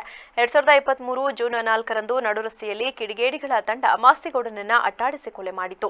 ಸಿನಿಮೆಯ ರೀತಿಯಲ್ಲಿ ನಡೆದಿದ್ದ ಈ ಘಟನೆ ಸಹಜವಾಗಿಯೇ ಮಹಿಳೆಯರು, ಮಕ್ಕಳಿಂದಾಗಿ ಜನರಲ್ಲಿ ಭಯ ಹುಟ್ಟಿಸಿತ್ತು. ಯಾಚನೆಹಳ್ಳಿ ಚೇತು ಹಳೆ ವೈಷಮ್ಯ ಹಿನ್ನೆಲೆಯಲ್ಲಿ ಗಡಿಪಾರಾಗಿ ಕಲಬುರಗಿ ಜೈಲಿನಲ್ಲಿರುವ ಯಾಚನೆಹಳ್ಳಿ ಚೇತು ಅಲ್ಲಿದ್ದುಕೊಂಡೇ ಸ್ಕೆಚ್ ಹಾಕಿ ತನ್ನ ಸಹಚರರ ಮೂಲಕ ಮಾಸ್ತಿಗೌಡನನ್ನ ಮುಗಿಸಿದ್ದ. ತನ್ನ ಸ್ವಗ್ರಾಮ ಹೊನ್ನಮಾರನಹಳ್ಳಿಯಲ್ಲಿ ಮನೆ ಕಟ್ಟಲು ಅಂದು ಟೈಲ್ಸ್ ಖರೀದಿ ಮಾಡಲು ಬಂದಿದ್ದ ಮಾಸ್ತಿಯನ್ನ ಹೊಂಚು ಹಾಕಿ ಕಾದು ಕುಳಿತಿದ್ದ ಗ್ಯಾಂಗ್ನಲ್ಲಿದ್ದ ಹೋಲಿವಾಲ ಚೇತು, ಮಂಡ್ಯ ಶಿವು, ರಾಕಿ ಮೊದಲಾದವರು ಅಟ್ಟಾಡಿಸಿ ಸಾರ್ವಜನಿಕರ ಸಮ್ಮುಖದಲ್ಲೇ ಮಚ್ಚು ಲಾಂಗುಗಳಿಂದ ಕೊಚ್ಚಿ ಕೊಲೆಗೈದ ಬಳಿಕ ಇನೋವಾ ಕಾರಿನಲ್ಲಿ ಪರಾರಿಯಾಗಿದ್ದರು. ಅಂದು ಎಸ್ಪಿಯಾಗಿದ್ದ ಹರಿರಾಮ್ ಶಂಕರ್ ಕೊಲೆಗಡುಗರ ಪತ್ತೆಗಾಗಿ ವಿಶೇಷ ತಂಡ ರಚನೆ ಮಾಡಿದ್ದರು. ಆಗ ನಗರ ಠಾಣೆ ಇನ್ಸ್ಪೆಕ್ಟರ್ ಆಗಿದ್ದ ಕೆಎಂ ವಸಂತ್ ತನಿಖಾಧಿಕಾರಿಯಾಗಿದ್ದರು. ನಂತರ ಆರೋಪಿಗಳನ್ನು ಬಂಧಿಸಿ ತನಿಖೆ ನಡೆಸಿ ನ್ಯಾಯಾಲಯಕ್ಕೆ ದೋಷಾರೋಪಣೆ ಪಟ್ಟಿ ಸಲ್ಲಿಸಲಾಗಿತ್ತು. ವಿಚಾರಣೆ ನಡೆಸಿದ ಕೋರ್ಟ್ ಆರೋಪ ಸಾಬೀತಾದ ಹಿನ್ನೆಲೆಯಲ್ಲಿ ಕಲಬುರಗಿ ಜೈಲಿನಲ್ಲಿದ್ದುಕೊಂಡೇ ಕೊಲೆಗೆ ಸಂಚು ರೂಪಿಸಿದ್ದ ಯಾಚನಹಳ್ಳಿ ಚೇತು, ಮಂಡ್ಯ ಶಿವಕುಮಾರ್, ಹುಲಿವಾಲ ಚೇತು ಅಲಿಯಾಸ್ ಚೇತನ್, ಹಾಸನದ ಆಲ್ದಳ್ಳಿ ರಾಕೇಶ್, ಸುಮಂತ, ಮಲೆನಹಳ್ಳಿ ಭರತ್, ಮಂಚಗನಹಳ್ಳಿ ಹರೀಶ್, ಮೊಟ್ಟೆ ಅಲಿಯಾಸ್ ರಾಹುಲ್ ಮತ್ತು ಸ್ಥಳೀಯ ನಿವಾಸಿ ರಾಘು ಅಲಿಯಾಸ್ ರಾಘವೇಂದ್ರ ಎಂಬುವವರಿಗೆ ಜೀವಾವಧಿ ಶಿಕ್ಷೆ ವಿಧಿಸಲಾಗಿದೆ. ಇವರಲ್ಲಿ ಹರೀಶ್ ಮತ್ತು ಭರತ್ ಕೊಲೆಗೆ ಸಹಕಾರ ನೀಡಿದರೆ, ರಘು ಹಣಕಾಸು ನೆರವು ನೀಡಿದ್ದ. 10ನೇ ಮಂಡ್ಯದ ಸಂದೇಶ್ ಗೌಡ ಹಾಗೂ 11ನೇ ಆರೋಪಿ ಬೆಂಗಳೂರಿನ ಗೋಪಿ ತಲಾ 2.5 ವರ್ಷಗಳ ಶಿಕ್ಷೆಗೆ ಗುರಿಯಾಗಿದ್ದಾರೆ. ಎಲ್ಲ ಆರೋಪಿಗಳಿಗೆ ತಲಾ 25,000 ದಂಡ ವಿಧಿಸಲಾಗಿದೆ. ಸರ್ಕಾರದ ಪರವಾಗಿ ಪಬ್ಲಿಕ್ ಪ್ರಾಸಿಕ್ಯೂಟರ್ ಶ್ರೀನಿವಾಸ್ ವಾದ ಮಂಡಿಸಿದ್ದರು. ಹಿಂದಿನ ಎಸ್ಪಿ ಹರಿರಾಮ್ ಶಂಕರ್, ಈಗಿನ ಎಸ್ಪಿ ಮೊಹಮ್ಮದ್ ಸುಜೀತಾ, ಎಎಸ್ಪಿ ತಮ್ಮಯ್ಯ, ಡಿವೈಎಸ್ಪಿ ರವಿಪ್ರಸಾದ್ ತನಿಖೆ ನಡೆಸಿ ಪಿಐ ಕೆಎಂ ವಸಂತ್, ಹಾಲಿ ಇನ್ಸ್ಪೆಕ್ಟರ್ ರಘುಪತಿ ಅವರ ಪರಿಶ್ರಮದಿಂದ ಆರೋಪಿಗಳಿಗೆ ಕಠಿಣ ಶಿಕ್ಷೆಯಾಗಿದೆ. ಕೊಲೆ ನಡೆದ 10 ತಿಂಗಳಲ್ಲಿ ವಿಚಾರಣೆ ಮುಗಿಸಿ ಕೊಲೆಗಡುಗರಿಗೆ ಶಿಕ್ಷೆಯಾಗಿದ್ದು, ತನಿಖಾಧಿಕಾರಿ ವೃತ್ತಿಪರತೆಗೆ ವ್ಯಾಪಕ ಪ್ರಶಂಸೆ ವ್ಯಕ್ತವಾಗಿದೆ. ನಟೋರಿಯಸ್ ರೌಡಿ ಯಾಚನಹಳ್ಳಿ ಚೇತು ಕಲಬುರಗಿ ಜೈಲಲ್ಲಿದ್ದುಕೊಂಡೇ ಮಾಸ್ತಿಗೌಡನ ಕೊಲೆಗೆ ಸಂಚು ರೂಪಿಸಿ ಯಶಸ್ವಿಯಾಗಿದ್ದ. ಒಟ್ಟು 27 ಅಪರಾಧ ಪ್ರಕರಣಗಳು, 9 ಕೊಲೆ ಕೇಸಲ್ಲಿ ಭಾಗಿಯಾಗಿದ್ದರೂ ಒಂದರಲ್ಲೂ ಈತ ಆರೋಪಿ ಎಂದು ಸಾಬೀತಾಗಿರಲಿಲ್ಲ. ಆದರೆ ಈ ಕೇಸಿನಲ್ಲಿ ರೌಡಿಸಂ ಅಟ್ಟಹಾಸಕ್ಕೆ ಮಟ್ಟ ಹಾಕಲೇಬೇಕು ಎಂದು ಪಣತೊಟ್ಟ ಖಾಕಿ ಪಡೆ ಕಠಿಣ ಶಿಕ್ಷೆ ವಿಧಿಸಲು ಶ್ರಮಿಸಲು ಈ ಮೂಲಕ ಸಾರ್ವಜನಿಕರ ಮೆಚ್ಚುಗೆಗೆ ಪಾತ್ರವಾಗಿದೆ. ಅನುಮಾನಾಸ್ಪದವಾಗಿ ಸಾವನ್ನಪ್ಪಿದ ಮಹಿಳೆ ಶವವನ್ನು ಹೊರತೆಗೆದು ಹೆಚ್ಚಿನ ಪರೀಕ್ಷೆಗಾಗಿ ವಿಧಿವಿಜ್ಞಾನ ಪರೀಕ್ಷೆಗೆ ಕಳುಹಿಸಲಾಯಿತು. ಬೇಲೂರು ತಾಲೂಕಿನ ಅರೇಹಳ್ಳಿ ಹೋಬಳಿ ಮಲ್ಲಾಪುರ ಗ್ರಾಮದ 55 ವರ್ಷದ ಲಕ್ಷ್ಮಮ್ಮ ಸಾವಿಗೀಡಾದ ಮಹಿಳೆಯಾಗಿದ್ದು, ಕಳೆದ ನವೆಂಬರ್ 25ರಂದು ಲಕ್ಷ್ಮಮ್ಮನವರು ತನ್ನ ಹಿರಿಯ ಮಗ ಸುರೇಶ್ ಎಂಬುವವರ ಮನೆಯಲ್ಲಿ ವಾಸವಿದ್ದ ಸಂದರ್ಭದಲ್ಲಿ ಅನುಮಾನಾಸ್ಪದ ರೀತಿಯಲ್ಲಿ ಸಾವನ್ನಪ್ಪಿದ್ದರು. ಅದರಂತೆ ಎರಡನೇ ಮಗ ಪ್ರೇಮ್ ಕುಮಾರ್ ಹಾಗೂ ಆತನ ಪತ್ನಿ ಮಮತಾ ಹಾಗೂ ಪ್ರೇಮ್ ಅವರ ಸಹೋದರಿ ಮಮತಾ ಅವರು ನೀಡಿದ ದೂರಿನಲ್ಲಿ ನಮ್ಮ ತಾಯಿ ಹಾಗೂ ಅತ್ತೆಯ ಸಾವು ಸಹಜ ಸಾವಲ್ಲ, ಇದು ಕೊಲೆ ಎಂದು ಉಲ್ಲೇಖಿಸಿದ್ದರು. ಈ ಹಿನ್ನೆಲೆಯಲ್ಲಿ ಅಂದು ಮರಣೋತ್ತರ ಪರೀಕ್ಷೆ ನಡೆಸಿ ಅಂತ್ಯ ಸಂಸ್ಕಾರ ನಡೆಸಲಾಗಿತ್ತು. ಆದರೂ ಸಹ ಮರಣೋತ್ತರ ಪರೀಕ್ಷೆ ವರದಿ ಬಂದ ನಂತರ ಅದರ ಬಗ್ಗೆ ಅನುಮಾನ ವ್ಯಕ್ತಪಡಿಸಿ ತನ್ನ ತಾಯಿಯವರದ್ದು ಸಹಜ ಸಾವಲ್ಲ, ಇದು ಕೊಲೆ, ಇದನ್ನ ನಮ್ಮಣ್ಣ ಸುರೇಶ್ ಹಾಗೂ ಅತ್ತಿಗೆಯಾದ ಯುವರಾಣಿ ಮಾಡಿದ್ದಾರೆಂದು ಮತ್ತೊಮ್ಮೆ ಪೊಲೀಸ್ ವರಿಷ್ಠಾಧಿಕಾರಿಗಳಿಗೆ ದೂರು ನೀಡಿ ಮತ್ತೊಮ್ಮೆ ಶವವನ್ನ ಹೊರತೆಗೆದು ಶವ ಪರೀಕ್ಷೆ ನಡೆಸುವಂತೆ ನ್ಯಾಯಾಲಯಕ್ಕೆ ಅರ್ಜಿ ಸಲ್ಲಿಸಿದರು. ಅದರಂತೆ ಮೃತದೇಹವನ್ನ ಹೊರತೆಗೆದು ಮರಣೋತ್ತರ ಪರೀಕ್ಷೆ ನಡೆಸುವಂತೆ ನ್ಯಾಯಾಲಯ ಆದೇಶ ನೀಡಿದ್ದು, ದಿನಾಂಕ 7/5/2024ರಂದು ಸಕಲೇಶಪುರ ಉಪ ವಿಭಾಗಾಧಿಕಾರಿ ಶ್ರುತಿ ಹಾಗೂ ಮಾನ್ಯ ತಹಶೀಲ್ದಾರ್ ಎಂ ಮಮತಾ ಮತ್ತು ವೃತ್ತ ನಿರೀಕ್ಷಕರಾದ ಜಯರಾಮ್ ಹಾಗೂ ಪಿಎಸ್ಐ ನಿಂಗರಾಜು ಇನ್ನಿತರ ಅಧಿಕಾರಿಗಳ ಜೊತೆ ಮತ್ತೊಮ್ಮೆ ಶವ ಹೊರತೆಗೆದು ವಿಧಿ ವಿಜ್ಞಾನದ ಸಹಯೋಗದೊಂದಿಗೆ ಮತ್ತೊಮ್ಮೆ ಶವ ಪರೀಕ್ಷೆ ನಡೆಸಿದ ನಂತರ ಪ್ರಯೋಗಶಾಲೆಗೆ ಕಳುಹಿಸಿಕೊಡಲಾಗಿದೆ. ಏನಾಯ್ತು ಹೇಳಿ? ನಮ್ಮ ತಾಯಿನ ನಮ್ಮ ಅಣ್ಣನ ಹೆಂಡತಿ ಸೇರಿ ಹೊಡೆದು ಸಾಯಿಸಿರೋದು ಮನೆ ಒಳಗಡೆನೆ. ಮತ್ತು ಯಾವಾಗಲೂ ಜಮೀನಿಗೋಸ್ಕರ ನಮ್ಮ ತಾಯಿ ಹೆಸರಲ್ಲಿ 3 ಎಕರೆ ಜಮೀನಿದೆ. ಆ ಜಮೀನ್ ಮೇಲೆ ನಮ್ಮ ಒಬ್ಬನೇ ಮಗ ಅಂತೇಳಿ ವಂಶರಕ್ಷೆ ಮಾಡಿಸಿ ಬ್ಯಾಂಕಲ್ಲಿ ಸಾಲ ಮಾಡಿದ್ದ. ಆ ಸಾಲದ ವಿಚಾರವಾಗಿ ಮನೇಲಿ ಯಾವಾಗಲೂ ನಮ್ಮ ತಾಯಿ ಹಣನ ಕಟ್ಕೊಡು ಅಂತೇಳಿ ಕೇಳ್ತಿದ್ದಕ್ಕೆ ಆ ಸಾಲ ಮನ್ನಾ ಆಗುತ್ತೆ ಅನ್ನೋ ಒಂದು ಆಸೆಯಲ್ಲಿ ಇಬ್ಬರು ಸೇರಿ ನಮ್ಮ ತಾಯಿನ ಹೊಡೆದು ಸಾಯಿಸಿದ್ದಾರೆ. ಮುಂಚೆ ನಮ್ಮ ತಾಯಿ 4 ಬಾರಿ ಅರಳಿ ಸ್ಟೇಷನ್ಗೆ ಕಂಪ್ಲೇಂಟ್ ಕೂಡ ಕೊಟ್ಟಿತ್ತು. ಆದರೆ ಅದು ಯಾವುದೇ ರೀತಿ ವಿಚಾರಣೆ ಮಾಡಿರಲಿಲ್ಲ. ಆದರೆ ಈಗ ಕೊನೆಗೂ ಅವರು ಆ ಜಮೀನಿಗಾಗಿನೇ ಅವ್ರ ಜೀವನ ತೆಗೆದಿದ್ರು. ನಮ್ಮ ಹೆಂಡ್ತಿಬ್ರು ಸೇರಿ ಸುರೇಶ್ ಮತ್ತು ಕಾವ್ಯ, ಯುವರಾಣಿ ಕಾವ್ಯ ಮತ್ತು ಸುರೇಶ್ ಅಂತ ನಮ್ಮಣ್ಣ ಮನೆ ಒಳಗಡೆನೆ. ನವೆಂಬರ್ 25 ಬೆಳಗ್ಗೆ ಒಂದು 11 ಗಂಟೆ ಶನಿವಾರ 11:30 ನಮ್ಮ ತಂದೆನೂ ಕೂಡ ಅದೇ ನವೆಂಬರ್ 25 14 ವರ್ಷ ಆಗಿತ್ತು. ಅವತ್ತಿನ ದಿನ ನಮ್ಮ ಅಣ್ಣನೂ ಕೂಡ ನಮ್ಮ ತಂದೆನೂ ಕೂಡ ನಮ್ಮ ಅಣ್ಣನೇ ಹೊಡೆದು ಸಾಯಿಸಿದ್ದು. ಆದರೆ ನನಗೆ ಏಜ್ ಆಗಿಲ್ಲ 17 ವರ್ಷ ಅಂತೇಳಿ ನಮ್ಮ ಚಿಕ್ಕಪ್ಪರೆಲ್ಲ ನಿನ್ಗೆ ಆದರೆ ಬೇಗ ಬೇಲಾಗುತ್ತೆ, ನೀನು ಈ ಥರ ಹೇಳಿ ಒಪ್ಕ ಅಂತೇಳಿ ನಮ್ಮ ಚಿಕ್ಕಪ್ಪದರು ಮನೇಲಿ ಕುಡಿದು ಬಿತ್ತು ಅಂತ ಹೇಳಿ ಒಪ್ಕ ಚಂದ್ರು ಅವರೆಲ್ಲ ಹೇಳಿ ನನಗೆ ಒಪ್ಪಿಸಿ ನನ್ನ ರಿಮೈಂಡ್ ರೂಮ್ಗೆ 14 ದಿನ ಮೈಸೂರಲ್ಲಿ ರಿಮೈಂಡ್ ರೂಮಲ್ಲಿ ಇಡ್ಸಿದ್ದು. ಮಾಡೋಕ್ಕೋಸ್ಕರ ನಮ್ಮ ಚಿಕ್ಕಪ್ಪರು ನನ್ನನ್ನು ರಿಮೈಂಡ್ ರೂಮಿಗೆ ಹಾಕ್ಸಿದ್ರು. ನಮ್ಮ ಅಮ್ಮನ ತುಂಬ ಸಲ ಓಡಾಡ್ದು ಹಿಂಗೆಲ್ಲ ಕಳ್ಸೋರು ನಮ್ಮನೆಗೆ. ನಾನೇ ತುಂಬ ಸಲ ನೋಡ್ಕೊತಿದ್ದು ಎಲ್ಲ ಇದು ಮಾಡಿ ಬರೀ ಬಂದು ಇಲ್ಲಿಗೆ 13 ದಿವಸ ಆಗಿತ್ತು ಅಷ್ಟೇ. 13 ದಿವಸ ಆಯ್ತು. ಏನಕ್ಕೆ ಬಂದಿದ್ದೇನೋ ಏನಕ್ಕೆ ಹೋಯ್ತಿದ್ದೆ ಅನ್ನೋದಕ್ಕೆ ಕಾರ್ಡೆಲ್ಲ ಮಾಡಿಸ್ಕೊತೀನಿ ಕಣವ, ಆಧಾರ್ ಕಾರ್ಡ್ ಎಲ್ಲ ಕಿತ್ತಿಟ್ಕೊಂಡಾರೆ, ಜಮೀನಿಗೋಸ್ಕರ ಎಲ್ಲನೂ ಏನೂ ಕೊಡ್ತಿಲ್ಲ, ಲೋನ್ ಕಟ್ಟು ಅಂದ್ರೂ ಕೊಡ್ತಿಲ್ಲ, ಹಿಂಗೆ ಹಿಂಸೆ ಕೊಡ್ತಾನೆ ಹೊಡಿತಾನೆ ಅನ್ನೋದು. ಸರಿ ಆಯ್ತು ಇಲ್ಲೇ ಇರೋ ಅಂತ ನಮ್ಮನೆ ನಾ ಸಾಕತ್ತಿದ್ದೆ. ಈಗ ಅದು ಬಂದು 13 ದಿವಸಕ್ಕೆ ಹಿಂಗೆ ಹೊಡೆದು ಸಾಯಿಸಿದ್ದಾರೆ. ಓಪನ್ ಮಾಡಿದರು. ನಾನು ಅದನ್ನು ನೋಡಲಿಲ್ಲ. ನನ್ನ ತಮ್ಮನ ಕರ್ಕೊಂಡು ಹೋಗಿದ್ದು, ನಮ್ಮನ್ನು ಬೇಡ ಅಂದರು. ಈ ಸಂಬಂಧ ಸಕಲೇಶಪುರ ಉಪವಿಭಾಗದ ಅಧಿಕಾರಿ ಶ್ರುತಿ ಮಾತನಾಡಿ, ಈ ಹಿಂದೆ ಮಲ್ಲಾಪುರ ಗ್ರಾಮದ ಲಕ್ಷ್ಮಮ್ಮ ಎಂಬುವವರು 6 ತಿಂಗಳ ಹಿಂದೆ ಸಾವನ್ನಪ್ಪಿದ್ದರು. ಈಗಾಗಲೇ ಇದು ತನಿಖೆ ಹಂತದಲ್ಲಿದ್ದು ಪೊಲೀಸ್ ಠಾಣೆಯಲ್ಲಿ ಪ್ರಕರಣ ದಾಖಲಾಗಿದೆ. ಈ ಹಿಂದೆ ಕುಟುಂಬಸ್ಥರು ಮರಣೋತ್ತರ ಪರೀಕ್ಷೆಯಲ್ಲಿ ನಮಗೆ ಅನುಮಾನವಿದ್ದು ನಮಗೆ ನ್ಯಾಯ ಕೊಡಿಸಿ ಎಂದು ನ್ಯಾಯಾಲಯದ ಮೊರೆ ಹೋಗಿದ್ದರು. ಅದರಂತೆ ನ್ಯಾಯಾಲಯದಿಂದ ನಮಗೆ ಮತ್ತೊಮ್ಮೆ ಶವ ಪರೀಕ್ಷೆ ನಡೆಸಲು ಆದೇಶ ನೀಡಿದ ಹಿನ್ನೆಲೆ ಕುಟುಂಬಸ್ಥರ ಸಮಕ್ಷಮದಲ್ಲಿ ಎಲ್ಲಾ ಅಧಿಕಾರಿಗಳ ನೇತೃತ್ವದಲ್ಲಿ ಶವವನ್ನ ಮತ್ತೊಮ್ಮೆ ಹೊರತೆಗೆದು ಮರಣೋತ್ತರ ಪರೀಕ್ಷೆಗಾಗಿ ವಿಧಿ ವಿಧಾನ ಪ್ರಯೋಗ ಶಾಲೆಗೆ ಕಳುಹಿಸಲಾಗಿದೆ. ಅಲ್ಲದೆ ನಮಗೆ ಅಲ್ಲಿಂದ ವರದಿ ಬಂದ ನಂತರ ಮುಂದಿನ ಕ್ರಮ ಕೈಗೊಳ್ಳಲಿದ್ದೇವೆ ಎಂದರು. ಲಕ್ಷ್ಮಮ್ಮ ಅನ್ನೋರು ಮಲ್ಲಾಪುರದ ಗ್ರಾಮವ್ರು ನವೆಂಬರಲ್ಲಿ ತೀರ್ಕೊಂಡಿದ್ರು. ಈಗ ಆಲ್ರೆಡಿ ಅವ್ರದ್ದು ಒಂದ್ಸಲ ಪೋಸ್ಟ್ ಮಾರ್ಟಮ್ ರಿಪೋರ್ಟ್ ಆಗಿತ್ತು. ಮತ್ತು ಅವ್ರ ಫ್ಯಾಮಿಲಿಯವರು ರಿಕ್ವೆಸ್ಟ್ ಮಾಡ್ಕೊಂಡಿದ್ರು. FIR ಆದಮೇಲೆ ಕೋರ್ಟ್ಗೆ ರಿಕ್ವೆಸ್ಟ್ ಕೊಟ್ಟಿದ್ರು. ಕೋರ್ಟ್ ಆದೇಶದಂತೆ ಇವತ್ತು ಎಕ್ಸಿಮೇಷನ್ ಮಾಡಿ ಅಂತ ನಮ್ದು ಆದೇಶ ಇತ್ತು. ಸೊ ನಾವು ನಮ್ಮ ತಹಸೀಲ್ದಾರು, ನಮ್ಮ ಸರ್ಕಲ್ ಇನ್ಸ್ಪೆಕ್ಟ್ರು ಪ್ಲಸ್ ನಮ್ಮ RIDTs ಎಲ್ಲರ ಸಮಕ್ಷಮದಲ್ಲಿ ನಮ್ಮ ಫೊರೆನ್ಸಿಕ್ ಟೀಮ್ ಡಾಕ್ಟರ್ಸನ್ನು ಒಳಗೊಂಡಂತೆ ಇವತ್ತು ನಾವು ಎಕ್ಸಿಮೇಷನ್ ಮಾಡಿದ್ದೀವಿ. ಸೊ ನಮ್ಮ PM ರಿಪೋರ್ಟಿಗೆ ನಾವು ವೆಯ್ಟ್ ಮಾಡ್ತೀವಿ. ಈಗ ಜಸ್ಟ್ ಆಗಿರೋದಷ್ಟೇ. ಸೊ ಈಗೇನು ಹೇಳೋಕ್ಕೆ ಬರಲ್ಲ. ಡಾಕ್ಟರ್ಸ್ದು ರಿಪೋರ್ಟ್ ಬಂದಮೇಲೆ ನಾವು ಹೇಳೋಕ್ಕೆ ಸಾಧ್ಯ. ಅವ್ರ ಮಗ, 2ನೇ ಮಗ ಕಿರಣ್, ಪ್ರೇಮ್ ಕುಮಾರ್ ಅಂತ ಯಾರು ಕಂಪ್ಲೇಂಟ್ ಮಾಡಿ 12ನೇ ಶತಮಾನದಲ್ಲಿ ಸಮಾಜದಲ್ಲಿ ಅಡಗಿದ್ದ ಜಾತೀಯತೆ, ಮೇಲು ಕೀಳು, ಮೂಢನಂಬಿಕೆ, ಕಂದಾಚಾರಗಳ ನಿರ್ಮೂಲನೆಗೆ ಶ್ರಮಿಸಿದ ವಿಶ್ವಗುರು ಬಸವಣ್ಣನವರು ಸಮ ಸಮಾಜದ ಪಿತಾಮಹ ಎಂದು ವಿದ್ಯಾವಿಕಾಸ್ ಪದವಿ ಪೂರ್ವ ಕಾಲೇಜು ಆಡಳಿತ ಮಂಡಳಿ ಅಧ್ಯಕ್ಷ ರಂಗನಾಥ್ ಹೇಳಿದರು.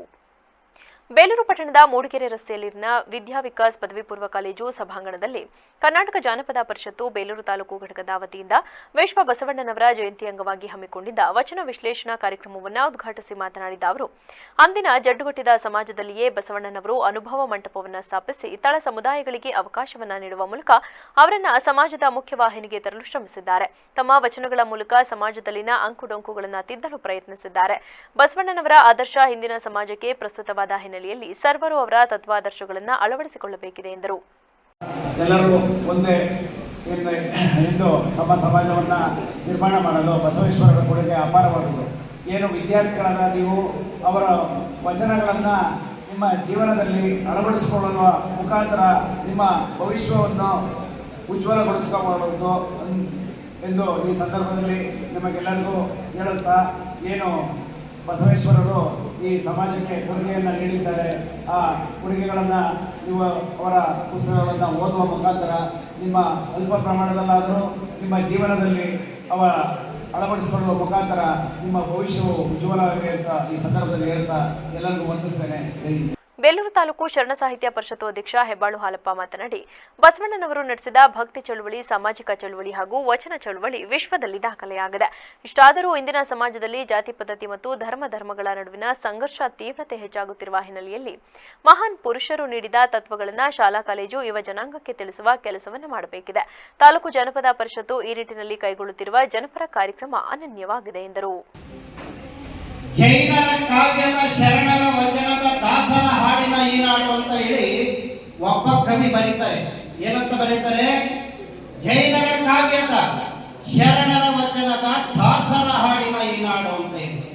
ಈಗ ಹೇಳಿರಲ್ಲ ಧನಂಜಯವರು, ಆಧುನಿಕ ಕಾಲ ಸಾಹಿತ್ಯ, ನವೋದಯ ಸಾಹಿತ್ಯ ಅಂತ ಇತ್ತಲ್ಲ, ಅದಕ್ಕೆಲ್ಲದಕ್ಕೂ ಕೂಡ ಅಡಿಪಾಯ ಯಾವ್ದಾರ ಇದ್ರೆ ಈ ಮೂರು ಸಾಹಿತ್ಯ. ಅದಕ್ಕೂ ಪೂರಕವಾದಂಥ ಸಾಹಿತ್ಯ ಅಂದ್ರೆ ಜಾನಪದ ಸಾಹಿತ್ಯ ಅಂತ. ಅದಕ್ಕೂ ಪೂರಕವಾದಂಥ ಸಾಹಿತ್ಯ ಯಾವ್ದಾರ ಇದೆ ಅಂದ್ರೆ ಆ ಜಾನಪದ ಸಾಹಿತ್ಯ. ವಚನ ಸಾಹಿತ್ಯ ಅಂತಂದ್ರೆ ಒಂದು ಜಾತಿಗೆ ಸೀಮಿತವಾದಂತಲ್ಲ, ಒಂದು ಧರ್ಮಕ್ಕೆ ಸೀಮಿತವಾದಂತಲ್ಲ, ಒಂದು ವರ್ಗಕ್ಕೆ ಸೀಮಿತವಾದಂತ ಸಾಹಿತ್ಯವಲ್ಲ. ಎಲ್ಲಾ ವರ್ಗವನ್ನ, ಎಲ್ಲಾ ಜಾತಿಯನ್ನ, ಎಲ್ಲ ಧರ್ಮೀಯರನ್ನ ಒಪ್ಪಿಕೊಳ್ಳುವಂತಹ ಸಾಮರಸ್ಯದಿಂದ ಕೂಡಿದಂತ ಏಕೈಕ ಕನ್ನಡ ನಾಡಿನ ಸಾಹಿತ್ಯ ಅಂದ್ರೆ ಅದು ವಚನ ಸಾಹಿತ್ಯ ಅಂತ ನೀವೆಲ್ಲರೂ ಕೂಡ ಪರಿಭಾವಿಸಬೇಕಾಗ್ತದೆ.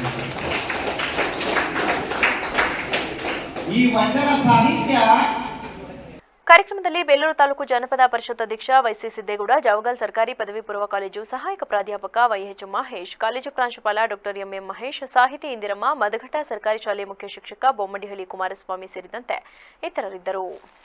ಬೇಲೂರು ತಾಲೂಕು ಅರೇಹಳ್ಳಿ ಪಟ್ಟಣದ ಈದ್ಗಾ ಬೀದಿಯಲ್ಲಿರುವ ಮಲೆನಾಡು ಕಟ್ಟಡ ಮತ್ತು ಇತರೆ ನಿರ್ಮಾಣ ಕಾರ್ಮಿಕರ ಸಂಘದ ಆವರಣದಲ್ಲಿಂದು ಕಟ್ಟಡ ಕಾರ್ಮಿಕರ ಕುಂದುಕೊರತೆಗಳ ಬಗ್ಗೆ ಸಭೆಯನ್ನು ಏರ್ಪಡಿಸಲಾಗಿತ್ತು. ಈ ವೇಳೆ ಅಧ್ಯಕ್ಷರಾದ ಮುಮ್ತಾಜ್ ಮಾತನಾಡಿ, ನನ್ನ ಗಮನಕ್ಕೆ ಬಂದಂತೆ ನಮ್ಮ ಹರೇಹಳ್ಳಿ ಹಾಗೂ ಸುತ್ತಮುತ್ತಲಿನ ಹಳ್ಳಿಗಳಿಗೆ ದಿನದಿಂದ ದಿನಕ್ಕೆ ಅಸ್ಸಾಂ ಸೇರಿದಂತೆ ಇನ್ನಿತರ ರಾಜ್ಯಗಳಿಂದ ಹೊಟ್ಟೆಪಾಡಿಗಾಗಿ ವಲಸೆ ಬರುತ್ತಿರುವ ಕಟ್ಟಡ ಕಾರ್ಮಿಕ ನಿರ್ಮಾಣರು ಹೆಚ್ಚಾಗುತ್ತಿದ್ದಾರೆ. ಇದು ಸಾಮಾನ್ಯ. ಆದರೆ ಹಲವರು ಸ್ಥಳೀಯ ಕಟ್ಟಡ ಮಾಲೀಕ ಹಾಗೂ ಗುತ್ತಿಗೆದಾರರಿಂದ ಕಟ್ಟಡ ನಿರ್ಮಾಣ ಕೆಲಸ ಪಡೆದುಕೊಂಡು ಪ್ರಾರಂಭದಲ್ಲಿ ಉತ್ತಮ ರೀತಿಯ ಕೆಲಸ ಮಾಡುತ್ತಿದ್ದ ಅವರು ಇತ್ತೀಚಿನ ದಿನಗಳಲ್ಲಿ ನಿಗದಿತ ಅವಧಿಯವರೆಗೆ ಕೆಲಸ ಮಾಡದೆ ನಿರ್ಮಾಣ ಕಾಮಗಾರಿಯ ಮಧ್ಯಂತರದಲ್ಲಿ ಕಡಿಮೆ ಅವಧಿಗೆ ಹೆಚ್ಚಿನ ಹಾಗೂ ಹೆಚ್ಚುವರಿ ಸಮಯಕ್ಕೆ ಅಧಿಕ ಕೂಲಿ ಮೊತ್ತಕ್ಕೆ ಬೇಡಿಕೆ ಇಡುತ್ತಿದ್ದಾರೆ. ಇಂತಹ ಸಂದರ್ಭದಲ್ಲಿ ಹಲವು ಉತ್ತಮ ಆರ್ಥಿಕತೆ ಹೊಂದಿರುವ ಮಾಲೀಕರು ಹಾಗೂ ಗುತ್ತಿಗೆದಾರರು ಕೆಲಸ ಪೂರ್ಣಗೊಂಡರೆ ಸಾಕು ಎಂದು ಅವರ ಬೇಡಿಕೆಯ ಕೂಲಿ ಮೊತ್ತವನ್ನು ನೀಡಿ ಕೆಲಸವನ್ನು ಪೂರ್ಣಗೊಳಿಸುತ್ತಿದ್ದಾರೆ. ಅವರೆಲ್ಲ ಈ ರೀತಿ ಮುಂದುವರೆಸಿದರೆ ಇನ್ನಿತರ ಸಾಮಾನ್ಯ ವರ್ಗದ ಮಾಲೀಕ ಹಾಗೂ ಗುತ್ತಿಗೆದಾರರು ಸಂಕಷ್ಟಕ್ಕೆ ಸಿಲುಕಬೇಕಾಗುತ್ತದೆ. ಅಲ್ಲದೆ ಸ್ಥಳೀಯ ಹಾಗೂ ಸಾಮಾನ್ಯ ವರ್ಗದ ನಾವು ಮುಂದಿನ ದಿನಗಳಲ್ಲಿ ಕೆಲಸಕ್ಕಾಗಿ ವಲಸೆ ಹೋಗುವ ಪರಿಸ್ಥಿತಿ ಎದುರಾಗಬಹುದು. ಆದ್ದರಿಂದ ನಾವೆಲ್ಲ ಸಂಘಟಿತರಾಗಿ ಈ ಬಗ್ಗೆ ಗಂಭೀರವಾಗಿ ಚರ್ಚಿಸಬೇಕಾಗಿದೆ ಎಂದರು. ಎಲ್ಲರೂ ನಾವು ಕೆಲಸ ಮಾಡಿಸೋದು ತುಂಬಾ ಕಷ್ಟ. ಬಡವರು ಬಗ್ಗೆಲ್ಲ ಮನೆ ಕೆಲಸ ಮಾಡಿಸೋದೇ ಕಷ್ಟ ಆಗ್ಬಿಟ್ಟಿದೆ. ಮುಂದೆ ಏನು ಮಾಡ್ತಾರೆ ಅಂತ ಹೇಳಿದ್ರೆ, ವಲಸೆ ಬಂದವರು ಗಂಟೆ ಲೆಕ್ಕ ಕೇಳ್ಬೋದು, ಗಂಟೆಗೆ ಎಷ್ಟು ಕೊಡ್ತೀಯ ಅಂತ. ಈಗ ನಾವು ದಿನಕ್ಕೆ ಎಷ್ಟು ಕೊಡ್ತೀಯ ಅಂತ ಕೇಳ್ತಿದೀವಲ್ಲ, ಮುಂಚೆ ಇನ್ನ ವಲಸೆ ಬಂದವರು ಈ ರೀತಿ ಕೇಳೋದು ಉಂಟು. ಗಂಟೆಗೆ ಎಷ್ಟು ಕೊಡ್ತೀಯ, ಗಂಟೆಗೆ ಇಷ್ಟು ಕೊಟ್ಟರೆ ಬರ್ತೀವಿ ಅಂತೇಳಿ ಅನಿವಾರ್ಯ ನಾವು ಮಾಡಿಸ್ಲೇಬೇಕಾಗುತ್ತೆ. ಅವ್ರು ಬಂದು ನಮಗೆ ಡಿಮ್ಯಾಂಡ್ ಮಾಡೋಕ್ಕಿಂತ ಇಲ್ಲಿ ಏನಿದೆ ಅದು ನಡೀತಾ ಇರಬೇಕು. ಇವರು 250 ರೂಪಾಯಿನೇ ಕೊಡಿ, ಗಂಟೆಗೆ 500 ರೂಪಾಯಿನೇ ಕೊಡಿ ಅಂತ ಅವ್ರು ಯಾರು ಇದು ಮಾಡೋಕ್ಕೆ? ಇಲ್ಲಿ ಕೂಲಿ ಮಾಡೋರು ಎಲ್ಲ ಕೂಲಿ ಮಾಡೇ ಮನೆ ಕೆಲಸ ಮಾಡಿಸೋದು. ಈ ವೇಳೆ ಕಾರ್ಮಿಕ ಸಂಘದ ಮಾಜಿ ಅಧ್ಯಕ್ಷ ಜಯಂತ್ ಖಜಾಂಚಿ ವಿಜಯ್, ಸಂಘಟನಾ ಕಾರ್ಯದರ್ಶಿ ವಿಜಯ್ ಕುಮಾರ್, ಎಲ್ವಿ ಕೇಶವ್, ನಾಜಿನ್ ಸೇರಿದಂತೆ ಇನ್ನಿತರರು ಉಪಸ್ಥಿತರಿದ್ದರು. ಲೈಂಗಿಕ ದೌರ್ಜನ್ಯಕ್ಕೆ ಒಳಗಾಗಿರುವ ಮಹಿಳೆಯರಿಗೆ ಸಾಂತ್ವನದ ಮೂಲಕ ಆತ್ಮಸ್ಥೈರ್ಯ ತುಂಬುವ ಕೆಲಸಕ್ಕೆ ಮುಂದಾಗಬೇಕು ಎಂದು ಮೂಡಿಗೆರೆ ಶಾಸಕಿ ನಯನಾ ಮೋಟಮ್ಮ ಹೇಳಿದರು. ಖಾಸಗಿ ಕಾರ್ಯಕ್ರಮದ ಅಂಗವಾಗಿ ಬೇಲೂರಿಗೆ ಬಂದಂತಹ ಸಂದರ್ಭದಲ್ಲಿ ಸುದ್ದಿಗಾರರೊಂದಿಗೆ ಮಾತನಾಡಿದ ಅವರು, ಇಡೀ ರಾಜ್ಯವೇ ತಲೆತಗ್ಗಿಸುವಂತಹ ಕೃತ್ಯ ಇದು. ಇದರಲ್ಲಿ ಯಾರೇ ಬಲಾಢ್ಯರಾದರೂ ಸಹ ಅವರಿಗೆ ತಕ್ಕ ಶಾಸ್ತಿಯಾಗಬೇಕು. ಸುಸಂಸ್ಕೃತ ರಾಜಕಾರಣ ಕುಟುಂಬದಿಂದ ಬಂದಿರುವ ಇಂತಹ ವ್ಯಕ್ತಿ ಸಂಸದರಾಗಲು ಯೋಗ್ಯತೆ ಇಲ್ಲ. ಏಕೆಂದರೆ ಕೇವಲ ಸಭೆ ಸಮಾರಂಭಗಳಲ್ಲಿ ಮಹಿಳೆಯರ ಪರವಾಗಿ ನಾವಿದ್ದೇವೆ. ಪ್ರತಿಯೊಬ್ಬ ಮಹಿಳೆಯರು ನಮ್ಮ ಮಾತೃ ಸಮಾನರೆಂದು ಬಡಾಯಿ ಕೊಚ್ಚಿಕೊಳ್ಳುತ್ತಿದ್ದ ಕುಟುಂಬದ ಪರಿಸ್ಥಿತಿ ಏನಾಗಿದೆ? ಪ್ರತಿ ಬಾರಿಯೂ ಸಹ ಮಹಿಳೆಯರಿಗೆ ನಮ್ಮ ಪಕ್ಷ ಮೀಸಲಾತಿ ನೀಡಿದೆ ಎಂದು ಪ್ರತಿ ಬಾರಿ ಹೇಳುವ ಪಕ್ಷದ ಕಥೆ ಏನಾಗಿದೆ ಎಂದು ಆ ಕುಟುಂಬವೇ ತಲೆ ತಗ್ಗಿಸುವಂತಹ ಕೆಲಸ ಮಾಡಿರುವ ಇಂತಹವರಿಗೆ ಕಠಿಣ ಶಿಕ್ಷೆ ನೀಡುವುದರ ಜೊತೆಗೆ ದೇಶದಿಂದಲೇ ಗಡೀಪಾರು ಮಾಡಬೇಕು. ಇಂತಹ ವ್ಯಕ್ತಿಯಿಂದ ದೌರ್ಜನ್ಯಕ್ಕೆ ಒಳಗಾಗಿರುವಂತಹ ಮಹಿಳೆಯರಿಗೆ ಸರ್ಕಾರ ಸಾಂತ್ವನ ಹೇಳುವುದರ ಜೊತೆಗೆ ಅವರಿಗೆ ಆತ್ಮಸ್ಥೈರ್ಯ ತುಂಬುವ ಕೆಲಸ ಮಾಡಬೇಕು. ಅಲ್ಲದೆ ಈ ಪ್ರಕರಣದಲ್ಲಿ ಆರೋಪಿಯಾಗಿರುವ ಸಂಸದ ಪ್ರಜ್ವಲ್ ರೇವಣ್ಣನವರ ಮೇಲೆ ಕಠಿಣ ಶಿಕ್ಷೆಗೆ ಗುರಿಪಡಿಸಬೇಕು ಎಂದು ಒತ್ತಾಯಿಸಿದರು. ಈಗ ಪ್ರಜ್ವಲ್ ರೇವಣ್ಣ ಅವ್ರದ್ದು ಏನು ಪ್ರಕರಣ ಆಗಿದೆ, ನಿಜವಾಗ್ಲೂ ಅಂತ ಒಂದು ರೀತಿ ನಾನೇ ಅದರಿಂದ ಬೆಚ್ಚಿಬಿದ್ದೆ. ಯಾವಾಗ ನಾವು ಎಲ್ಲ ಪ್ರಚಾರದಲ್ಲಿದ್ವು ಆ್ಯಕ್ಚುಲಿ, ಆಗ ಇದ್ದಕ್ಕಿದ್ದಂಗೆ ಈ ಥರ ಆಗಿದೆ ಅಂತ ಒಂದು ಮಾಹಿತಿ ಬಂದಾಗ ಮತ್ತು ಏನು ವಿಡಿಯೋಸ್ ಎಲ್ಲ ಸರ್ಕ್ಯುಲೇಟ್ ಆಯಿತು, ಆಗ ನಿಜವಾಗ್ಲೂ ಒಂಥರ ನಡುಕ್ಕೆ ಹುಟ್ಟಿಸ್ಬಿಡ್ತು ನಮಗೆಲ್ಲರಿಗೂ. ಅದು ಒಂದು ಹೆಣ್ಣುಮಗಳಾಗಿ, ಪಕ್ಕದ ಜಿಲ್ಲೆಯ ಹೆಣ್ಮಗಳಾಗಿ, ನಮ್ಮ ಪಕ್ಕದ ಜಿಲ್ಲೆ, ನಮಗೂ ಬೇಲೂರಿಗೂ ಜಾಸ್ತಿ ಅಂತರ ಇಲ್ಲ, ಬರೀ 30 ಕಿಲೋಮೀಟ್ರ್ ದೂರದಲ್ಲಿದ್ದೀವಿ. ನಮ್ಮ ಪಕ್ಕದ ಜಿಲ್ಲೆಯಲ್ಲಿ ಈ ಥರ ಆಗಿದೆ, ಇಷ್ಟೊಂದು ಹೆಣ್ಣುಮಕ್ಳ ಜೊತೆ ಒಂದು ಶೋಷಣೆ, ದೌರ್ಜನ್ಯ ನಡೆದಿದೆ ಅಂದಾಗ ನನಗೆ ಅದು ನಂಬಲಿಕ್ಕೆ ಸಾಧ್ಯ ಆಗಿಲ್ಲ. ಅದು ಅವರು ಯಾರು ಸಾಮಾನ್ಯವಾದ ಒಂದು ಫ್ಯಾಮಿಲಿಯಿಂದ ಬಂದವರಲ್ಲ. ಇಡೀ ನಮ್ಮ ದೇಶಕ್ಕೆ ಒಂದು ಹೆಸರಾದಂಥ ಒಂದು ಕುಟುಂಬ. ಅದಲ್ಲದೆ ಅವರು ಈಗ ಹಾಲಿ ಸಂಸದರು, ಅವರು ಈ ಥರ ಒಂದು ಪ್ರಕರಣದಲ್ಲಿ ಒಳಗಾಗ್ತಾರೆ ಅಥವಾ ಈ ಥರ ಒಂದು ದೌರ್ಜನ್ಯ ಅಥವಾ ಶೋಷಣೆ ಮಾಡ್ತಾರೆ ಅಂತ ನಾನು ಕನಸಲ್ಲೂ ಅಂದ್ಕೊಂಡಿರಲಿಲ್ಲ. ಅದ್ರ ಜೊತೆ ನನಗೆ ಆ್ಯಕ್ಚುಲಿ ಎಲ್ಲದಕ್ಕಿಂತ ಹೆಚ್ಚಿನಾಗಿ ನನಗೆ ಒಂದು ರೀತಿ ನೋವು ಅಥವಾ ಒಂದು ಮುಜುಗರದ ಪರಿಸ್ಥಿತಿ ಆಗಿದ್ದು ಆ ಹೆಣ್ಣುಮಕ್ಕಳನ್ನ ಆ ರೀತಿ ಎಲ್ಲ ಕಡೆನೂ ಅವ್ರದ್ದು ವಿಡಿಯೋಸ್ನ ಮತ್ತು ಫೋಟೋಸ್ನ ಅವ್ರದ್ದು ಫ್ಯಾಮಿಲಿ ಸಮೇತ ಏನು ಹರಿದಾಡಿಸಿದ್ದಾರೆ, ಅದು ನಿಜವಾಗ್ಲೂ ನನಗೆ ತುಂಬ ದುಃಖ ಆಯಿತು. ನನಗೆ ಭಯ ಆಯಿತು. ಆ ಹೆಣ್ಮಕ್ಳು ಎಲ್ಲಿ ಹೋಗ್ತಾರೆ, ಅವ್ರು ಯಾವ. ಮಲೆನಾಡು ಭಾಗದಲ್ಲಿ ಎಂದೂ ಕಂಡರಿಯದ ಬಿಸಿಲ ಬೇಗೆಗೆ ಬಸವಳಿದ್ದ ಜನರಿಗೆ ಕಳೆದೆರಡು ದಿನಗಳಿಂದ ಸಂಜೆ ಮಳೆ ತಂಪೆರೆದಿದೆ. ರಾಜ್ಯದ ಹಲವೆಡೆ ಇನ್ನಷ್ಟು ದಿನ ತಂಪೆರೆಯಲಿದ್ದಾನೆ ಎಂದು ಹವಾಮಾನ ಇಲಾಖೆ ಮುನ್ಸೂಚನೆ ನೀಡಿದೆ. ಕಳೆದ ಕೆಲ ತಿಂಗಳುಗಳಿಂದ ಸೂರ್ಯನಾರಾಯಣ ಬಿಸಿಲಿಗೆ ಕಾವಿಗೆ ಕಾದು ಕೆಣ್ಣದಂತಾಗಿದ್ದ ಕಾಫಿನಾಡಿನಲ್ಲಿ ತಾಪಮಾನ ಸಹಿಸಲಾಗದೆ ಜನ ಮನೆಯಿಂದ ಹೊರಗೆ ಬಾರದ ಪರಿಸ್ಥಿತಿ ನಿರ್ಮಾಣವಾಗಿತ್ತು. ಇದೇ ಮೊದಲ ಬಾರಿಗೆ 40 ಡಿಗ್ರಿ ಸೆಲ್ಸಿಯಸ್ನಷ್ಟು ತಾಪಮಾನ ಜಿಲ್ಲೆಯಲ್ಲಿ ದಾಖಲಾದ ಪರಿಣಾಮ ಬಿಸಿಲು ಹಾಗೂ ಬಿಸಿಗಾಳಿಗೆ ರೋಸಿ ಹೋಗಿದ್ದ ಜನರಿಗೆ ಈ ಮಳೆಯ ಸಿಂಚನ ತಂಪಿನ ಅನುಭವ ನೀಡಿದ್ದು, ಸಾರ್ವಜನಿಕರು, ರೈತರು, ಕಾಫಿ, ಅಡಿಕೆ ಬೆಳೆಗಾರರ ಮುಖದಲ್ಲಿ ಮಂದಹಾಸ ಬೀರಲು ಕಾರಣವಾಗಿದೆ. ಪ್ರಕೃತಿ ವಿಕೋಪದ ಬೆಳೆ ನಷ್ಟಕ್ಕೆ ವಿಶೇಷ ಪ್ಯಾಕೇಜ್ ಘೋಷಿಸಲು ಹಾಗೂ ಬರ ಪರಿಹಾರ ಮತ್ತು ಗೋಶಾಲೆ ಆರಂಭಿಸಲು ಒತ್ತಾಯಿಸಿ ಪ್ರತಿಭಟನೆ ನಡೆಸಲಾಯಿತು. ಮೈಸೂರಿನ ಬಂಡಿಪಾಳ್ಯ ಹತ್ತಿರದ ಮೈಸೂರು ಊಟಿ ಹೆದ್ದಾರಿಯಲ್ಲಿ ರಾಜ್ಯ ಮತ್ತು ಕೇಂದ್ರ ಸರ್ಕಾರದ ವಿರುದ್ಧ ಘೋಷಣೆಗಳನ್ನು ಕೂಗುತ್ತಾ ಹೆದ್ದಾರಿ ತಡೆ ಚಳವಳಿ ನಡೆಸಲಾಯಿತು. ಪ್ರತಿಭಟನೆ ನೇತೃತ್ವ ವಹಿಸಿ ಮಾತನಾಡಿದ ಸಂಘದ ರಾಜ್ಯಾಧ್ಯಕ್ಷ ಹಳ್ಳಿಕೆರೆ ಹುಂಡಿ ಭಾಗ್ಯರಾಜ್, ಮೈಸೂರು ಮತ್ತು ಚಾಮರಾಜನಗರ ಜಿಲ್ಲೆಗಳು ತೀವ್ರ ಬರಗಾಲದಿಂದ ತತ್ತರಿಸಿದ್ದು, ಗಾಯದ ಮೇಲೆ ಬರೆ ಎಳೆದಂತೆ ಕಳೆದ 2 ದಿನಗಳಿಂದ ಎದುರಾದ ಭೀಕರ ಸುಂಟರಗಾಳಿಯಿಂದ 2 ಜಿಲ್ಲೆಗಳಲ್ಲಿ ಸುಮಾರು 1,500 ಹೆಕ್ಟೇರ್ ಪ್ರದೇಶದಲ್ಲಿ ಬೆಳೆದಿದ್ದ ಬಾಳೆ ಬೆಳೆ ನಷ್ಟವಾಗಿದೆ. ಇದಕ್ಕೆ ರಾಜ್ಯ ಸರ್ಕಾರ ವಿಶೇಷ ಪ್ಯಾಕೇಜ್ ಅನ್ನು ಘೋಷಿಸಿ ಬಾಳೆ ಬೆಳೆಗಾರರಿಗೆ ರಕ್ಷಣೆಗೆ ಮುಂದಾಗಬೇಕು. ಅಲ್ಲದೆ ಗ್ರಾಮೀಣ ಭಾಗದಲ್ಲಿ ತೀವ್ರ ಬರಗಾಲವಿದ್ದು ಜಾನುವಾರುಗಳಿಗೆ ಮೇವು ಸಿಗದೆ ತೊಂದರೆಯಾಗಿದೆ. ಮೇವು ಕೇಂದ್ರಗಳನ್ನು ಗ್ರಾಮ ಪಂಚಾಯಿತಿ ಮಟ್ಟದಲ್ಲಿ ತೆರೆದು ಯಾವುದೇ ಷರತ್ತು ಇಲ್ಲದೆ ಮೇವು ಪೂರೈಸಬೇಕು ಎಂದ ಅವರು ಗೋಶಾಲೆಗಳನ್ನು ತಕ್ಷಣ ಆರಂಭಿಸಲು ಒತ್ತಾಯಿಸಿದರು. ಚುನಾವಣೆಯ ಮುಗಿನಲ್ಲಿ ಬದಲಾಗಿ ರೈತರ ಕಳೆದ 2 ದಿನಗಳ ಹಿಂದೆ ಮೈಸೂರು ಚಾಮರಾಜನಗರ ಜಿಲ್ಲೆ ವ್ಯಾಪ್ತಿಯಲ್ಲಿ ತೀವ್ರ ಗಾಳಿಯಿಂದಾಗಿ ಸುಮಾರು 1,500 ಹೆಕ್ಟೇರ್ ಪ್ರದೇಶ ಬಾಳೆ ಇವತ್ತು ಬೆಳೆ ನಷ್ಟವಾಗಿದೆ. ರೈತ ಇವತ್ತು ಬಾಳೆ ಬೆಳೆಯನ್ನು ಬೆಳೀಲಿಕ್ಕೆ ಸುಮಾರು 2.5 ಲಕ್ಷ ರೂಪಾಯಿ ಒಂದು ಎಕರೆ ಖರ್ಚು ಮಾಡಿದ್ದಾರೆ. ಇವತ್ತು ಸಂಪೂರ್ಣವಾಗಿ ಬಾಳೆ ಬೆಳೆ ನಷ್ಟವಾಗಿದೆ. ಸರ್ಕಾರದ ಅಧಿಕಾರಿಗಳು ಯಾರು ಕೂಡ ರೈತರ ಬಗ್ಗೆ ಗಮನ ಹರಿಸಿದರೆ ಚುನಾವಣೆ ಗುಂಪಲ್ಲಿ ತಿರುಗಾಡ್ತಾ ಇದ್ದಾರೆ. ಇವತ್ತು ರೈತ ಬೀದಿಗೆ ಬಂದಿದ್ದಾರೆ. ಪ್ರತಿಭಟನೆಯಲ್ಲಿ ಜಿಲ್ಲಾಧ್ಯಕ್ಷ ಹಾಡಿ ರವಿ, ಜಿಲ್ಲಾ ಉಪಾಧ್ಯಕ್ಷ ಮುದ್ದಹಳ್ಳಿ ಚಿಕ್ಕಸ್ವಾಮಿ, ಹರ್ಷಕುಮಾರ್, ಮುಲಿಯೂರು, ಮಹೇಂದ್ರ ಕುಮಾರ್, ಬಸವರಾಜಪ್ಪ ದೇವನೂರು, ನಾಗೇಂದ್ರ ಸ್ವಾಮಿ, ಅಂಬಳೆ ಮಹಾದೇವ ಸ್ವಾಮಿ ಸೇರಿದಂತೆ ಇತರರು ಹಾಜರಿದ್ದರು. ವರದಿ ಜೆ ಸ್ಯಾಮ್ಯುಯಲ್, ವಿವಿಸಿ ನ್ಯೂಸ್, ಚಾಮರಾಜನಗರ. ಗ್ರಾಮದಲ್ಲಿ ನಿರ್ಮಾಣಗೊಂಡಿರುವಂತಹ ಸಂಗೊಳ್ಳಿ ರಾಯಣ್ಣ ಪ್ರತಿಮೆಯನ್ನ ಮಂಗಳವಾರ ತಡರಾತ್ರಿ ಕಿಡಿಗೇಡಿಗಳು ರಾಯಣ್ಣನ ಕತ್ತಿ, ಕೈಕಾಲು ಸೇರಿದಂತೆ ವಿವಿಧ ಭಾಗದಲ್ಲಿ ಹಾನಿಗೊಳಿಸಿ ಸಂಗೊಳ್ಳಿ ರಾಯಣ್ಣನಿಗೆ ಅಪಮಾನ ಮಾಡಿರುವ ಘಟನೆ ಕೇರ್ಪೇಟೆ ತಾಲೂಕಿನ ಅಕ್ಕಿಹೆಬ್ಬಾಳು ಹೋಬಳಿಯ ಬೀಕನಹಳ್ಳಿ ಗ್ರಾಮದಲ್ಲಿ ಜರುಗಿದೆ. ಘಟನೆಯ ಕುರಿತು ಮಾತನಾಡಿದ ಗ್ರಾಮದ ಮುಖಂಡ ಬೀಕನಹಳ್ಳಿ ಗ್ರಾಮದ ಹಿರೇಗೌಡ, ಸರ್ವ ಸಮುದಾಯ ನಾಯಕ ಶ್ರೀ ಸಂಗೊಳ್ಳಿ ರಾಯಣ್ಣನವರ ಆದರ್ಶಗಳನ್ನು ಮೈಗೂಡಿಸಿಕೊಳ್ಳಬೇಕು ಎಂಬ ದೂರದೃಷ್ಟಿಯಿಂದ ಅವರ ಪ್ರತಿಮೆಯನ್ನ ಶ್ರೀ ಸಂಗೊಳ್ಳಿ ರಾಯಣ್ಣ ಯುವ ಬ್ರಿಗೇಡ್ ಯುವಕರು ಮತ್ತು ಗ್ರಾಮಸ್ಥರ ಸಹಕಾರದಿಂದ ಜೂನ್ 16, 2023ರಂದು ಬಿಡದಿಯ ನುರಿತ ಶಿಲ್ಪಿಯಿಂದ ಗ್ರಾಮದಲ್ಲಿ ನಿರ್ಮಿಸಲಾಗಿತ್ತು.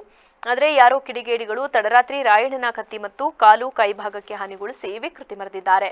ದೇಶಕ್ಕಾಗಿ ಬಲಿದಾನವಾದ ಮಹನೀಯರ ಮೇಲೆ ವಿಕೃತಿ ಮೆರೆದಿರುವ ದುಷ್ಕರ್ಮಿಗಳನ್ನು ಸರ್ಕಾರ ಶೀಘ್ರವೇ ಬಂಧಿಸಿ ಕಿಡಿಗೇಡಿಗಳ ವಿರುದ್ಧ ಕಠಿಣ ಕ್ರಮ ಜರುಗಿಸಬೇಕು.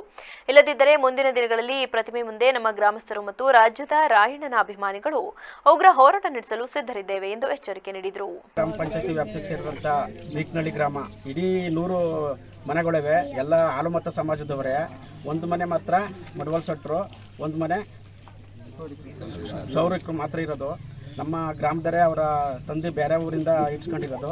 ಆದರೆ ಇಡೀ ಗ್ರಾಮನೇ ಒಮ್ಮತದಿಂದ ಪಕ್ಷಭೇದ ಮರೆತು ಯುವಕರಾಗಿರ್ಬೋದು, ಊರಿನ ಯಜಮಾನರಾಗಿರ್ಬೋದು, 2 ವರ್ಷದಿಂದ ಸಂಗೊಳ್ಳಿ ರಾಯಣ್ಣ ಅವರ ಒಂದು ನಾಯಕತ್ವದಲ್ಲಿ ಅವರ ಮಾಡಿರೋದಂಥ ಸಾಧನೆ ಮರೆತು ಒಂದು ಸಂಗೊಳ್ಳಿ ರಾಯಣ್ಣನ ವೃತ್ತ ಮಾಡಬೇಕು, ಅವರ ಪುತ್ಥಳಿ ಸ್ಥಾಪನೆ ಮಾಡಬೇಕು ಅಂತ ಇಡೀ ಗ್ರಾಮದವರೇ ಮಾತಾಡ್ಕೊಂಡು ಮಾಡಿದ್ದ. ಈಗ ಒಂದು ವರ್ಷದ 1 ತಿಂಗಳಾಯಿತು ಹಿಂದೆ ಮಾಡಿದ ಉದ್ಘಾಟನೆ ಮಾಡಿದ್ದ ನಮ್ಮ ಗ್ರಾಮದವರೇ. ಆಗ ಚುನಾವಣೆ ಸಮಯದಲ್ಲಿ ಯಾರನ್ನೂ ಕರೆಯೋಕ್ಕಾಗಲಿಲ್ಲ. ಆದ್ದರಿಂದ ಇವಾಗ ನನ್ನೆ ಈ ಸಂದರ್ಭದಲ್ಲಿ ಬೀಕನಹಳ್ಳಿ ಗ್ರಾಮಸ್ಥರು ಹಾಗೂ ಶ್ರೀ ಸಂಗೊಳ್ಳಿ ರಾಯಣ್ಣ ಯುವ ಬ್ರಿಗೇಡ್ ಯುವಕರು ಸೇರಿದಂತೆ ಇತರರು ಉಪಸ್ಥಿತರಿದ್ದರು. ವರದಿ ಮನುಮಾಕವಳ್ಳಿ, ವಿವಿಸಿ ನ್ಯೂಸ್, ಕೆಆರ್ಪೇಟೆ. ಕೊಪ್ಪಳ ಜಿಲ್ಲಾ ಕುಕನೂರು ತಳಕಲ್ ಗ್ರಾಮದಲ್ಲಿ ಮೇ 10ರಂದು ಶ್ರೀ ಶಿವಶರಣೆ ಹೇಮರೆಡ್ಡಿ ಮಲ್ಲಮ್ಮ ಹಾಗೂ ಮಹಾಯೋಗಿ ವೇಮನ ಜಯಂತ್ಯೋತ್ಸವ ಜರುಗಲಿದೆ ಎಂದು ಕ್ಷೇಮಾಭಿವೃದ್ಧಿ ಸಂಘದ ತಾಲೂಕು ಅಧ್ಯಕ್ಷ ಸಂಗಪ್ಪ ಕಳದ ತಿಳಿಸಿದರು. ಈ ಸಂಬಂಧ ಪತ್ರಿಕಾಗೋಷ್ಠಿ ನಡೆಸಿ ಮಾಹಿತಿ ನೀಡಿದ ಅವರು, ಅಂದು ಬೆಳಗ್ಗೆಯಿಂದ ಸಕಲ ವಾದ್ಯ ಮತ್ತು ಕುಂಭಮೇಳದೊಂದಿಗೆ ಮೆರವಣಿಗೆ ನಂತರ 11 ಗಂಟೆಗೆ ವೇದಿಕೆ ಕಾರ್ಯಕ್ರಮ ನಡೆಯಲಿದ್ದು, ಶ್ರೀಶೈಲ ಪೀಠದ ಡಾಕ್ಟರ್ ಚನ್ನಸಿದ್ದರಾಮ ಪಂಡಿತಾರಾಧ್ಯ ಶಿವಾಚಾರ್ಯ ಮಹಾಸ್ವಾಮೀಜಿ, ಮಂಡಗಿರಿಯ ನಾಡೋಜ ಶ್ರೀ ಅನ್ನದಾನೇಶ್ವರ ಮಹಾಶಿವಯೋಗಿಗಳು, ಶ್ರೀ ಗವಿಸಿದ್ದೇಶ್ವರ ಸ್ವಾಮೀಜಿ, ಚಿಕ್ಕನಕೊಪ್ಪದ ಶಿವಶಾಂತವೀರ ಸ್ವಾಮೀಜಿ ಸಾನ್ನಿಧ್ಯ ವಹಿಸುವರು. ಶಾಸಕ ಬಸವರಾಜ ರಾಯರೆಡ್ಡಿ ಕಾರ್ಯಕ್ರಮಕ್ಕೆ ಚಾಲನೆ ನೀಡಲಿದ್ದು, ಮಾಜಿ ಸಚಿವ ಹಾಲಪ್ಪ ಆಚಾರ್ ಪುಷ್ಪ ಸಮರ್ಪಣೆ ನೆರವೇರಿಸಲಿದ್ದಾರೆ ಎಂದರು. ಇವತ್ತು ಈ ಸಲ ನಾವು ಆಚರಣೆ ಮಾಡಿದ್ದು 8ನೇ ಜಯಂತಿ ನಾವು ಮಾಡ್ತಾ ಇರೋದು. ನಮ್ಮ ಸಂಘ ಪ್ರಾರಂಭ ಆದಮೇಲೆ ಮೊದಲನೇದು ನಾವು ಯಲಬುರ್ಗದಲ್ಲಿ ಮಾಡಿದ್ವಿ, ಆಮೇಲೆ ಸೈನಾಡಲ್ಲಿ ಮಾಡಿದ್ವಿ, ಆಮೇಲೆ ರಾಜೂರಲ್ಲಿ ಮಾಡಿದ್ವಿ, ಅಡೂರಲ್ಲಿ ಮಾಡಿದ್ವಿ, ಚಿಕ್ಕನಕೊಪ್ಪಲ್ಲಿ ಮಾಡಿದ್ವಿ, ಮಾಡಿದ್ವಿ, ಪುನಃ ರಾಜೂರಲ್ಲಿ ಮಾಡಿದ್ವಿ. ಮಧ್ಯೆ 1 ವರ್ಷ ಮಾಡಿಲ್ಲ. ಅದಕ್ಕಿಂತ ಮುಂಚೆ ಕೋವಿಡ್ ಬಂದಾಗ ನಾವು ಹೋದ ವರ್ಷ ಯಾಕೆ ಮಾಡಲಿಲ್ಲ, ಚುನಾವಣೆ ಮಾಡಲಿಲ್ಲ. ಅದಕ್ಕಿಂತ ಮುಂಚೆ ಮತ್ತೆ 2 ವರ್ಷ ನಾವು ಮಾಡಲಿಲ್ಲ. ಕೋವಿಡ್ ಇದರಿಂದ 2 ವರ್ಷ ಮಾಡಲಿಲ್ಲ.